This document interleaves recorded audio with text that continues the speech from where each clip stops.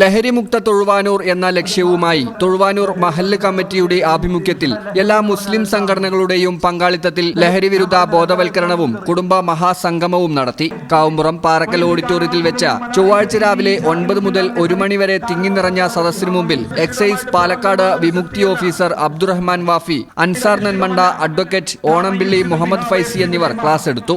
9 വർഷമായിട്ട് excise department ജോലി ചെയ്യുന്നു.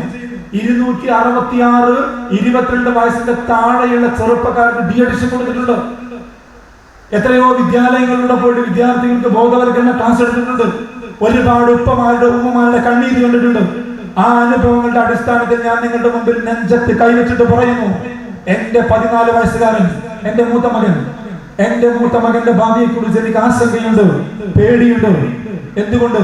ഞാൻ സിഗരറ്റ് വലിക്കുന്ന ആളല്ല. എന്റെ കുടുംബത്തിൽ ഒരാളും സിഗരറ്റ് വലിക്കുന്നവരില്ല.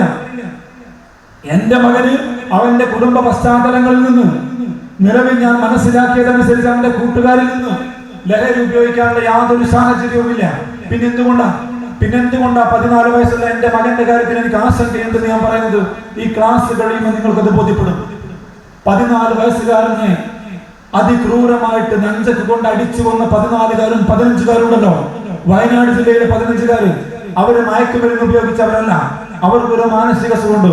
ആ മാനസിക സുഖം കൽപ്പറ്റയിലെ 14കാരന്റെ മാത്രം അസുഖമല്ല, വളാഞ്ചേരിയിലെ 14കാരന്റെയും അസുഖമാണ്.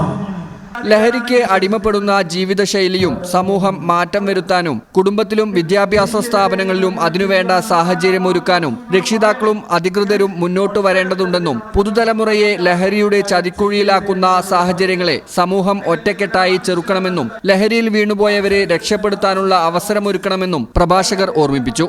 മുതിർന്നവരും യുവതീ-യുവാക്കളും കുട്ടികളും പങ്കെടുത്ത പരിപാടിയിൽ മഹല്ല് പ്രസിഡന്റ് ടി.പി. മൊയ്തീൻകുട്ടി അധ്യക്ഷത വഹിച്ചു. മഹല്ല് ഖത്തീബ് അഹമ്മദ് കബീർ ബാഖവി ഉദ്ഘാടനം നിർവഹിച്ചു. Abdurahman Ansari, Abdurahman master, PV. Rasheed Faizy, Moosa Rahmani, Muhammad Koyathangal, Dawood master, Haris master എന്നിവർ പരിപാടിയിൽ സംബന്ധിച്ചു. ഈ ചാനൽ ന്യൂസ് വളാഞ്ചേരി.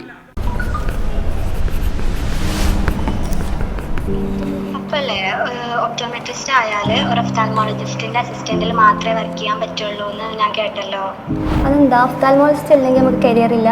അത് ഞാനും കുറെ കേട്ടിട്ടുണ്ട്. പക്ഷെ അത് അങ്ങനെയൊന്നും അല്ലല്ലോ. അല്ല, അങ്ങനെയല്ല. കാരണം നമ്മുടെ പാരാമെഡിക്കൽ ഫീൽഡിൽ തന്നെ നമുക്ക് ഇൻഡിപെൻഡൻ്റ് ആയിട്ട് ഒരു സ്റ്റാർട്ട് ചെയ്യാൻ പറ്റുന്ന ഒരു പ്രൊഫഷനല്ലേ ഒപ്റ്റോമെട്രി. നമുക്ക് തന്നെ സ്വന്തമായിട്ട് ഒരു വിഷൻ തെറാപ്പി സെൻ്ററും റിഹാബിലിറ്റേഷനും ഒക്കെ സ്റ്റാർട്ട് ചെയ്യാൻ പറ്റുമല്ലോ. അതുപോലെ കോണ്ടാക്ട് ലെൻസ്, പ്രോസ്തെറ്റിക്കായി ഇതൊക്കെ ഡീൽ ചെയ്യുന്നത് ഒപ്റ്റോമെട്രിസ്റ്റ് ഇൻഡിപെൻഡൻ്റ്ലി അല്ലേ. ഇതുകൊണ്ട് സ്വന്തമായിട്ടൊരു നിലയിലേക്ക് എത്താൻ പറ്റൂല്ലേ? അപ്പോൾ ചോദിച്ചിരുന്നു ഒപ്റ്റോമെട്രി പഠിക്കാൻ ഏറ്റവും ബെസ്റ്റ് കോളേജ് ഏതാണെന്ന്. അതിന് നമ്മുടെ ഇസ്ലാം ഉണ്ടല്ലോ. ഇവിടെ ആകുമ്പോൾ ഈ പറഞ്ഞ ഡിപ്പാർട്ട്മെന്റ്സ് ഒക്കെ ഉണ്ട്. അഡീഷണലി നമുക്ക് ഈ വീക്കിലി കിട്ടുന്ന കേസ് പ്രസന്റേഷൻസും അതുപോലെ ഈ ക്യാമ്പ്സും ഒക്കെ സ്റ്റുഡൻസിന് കൂടുതൽ ബെനിഫിറ്റ്സ് അല്ലേ. അപ്പോൾ അതുകൊണ്ട് എന്തായാലും ഇസ്ലാം എന്ന ബെസ്റ്റ്.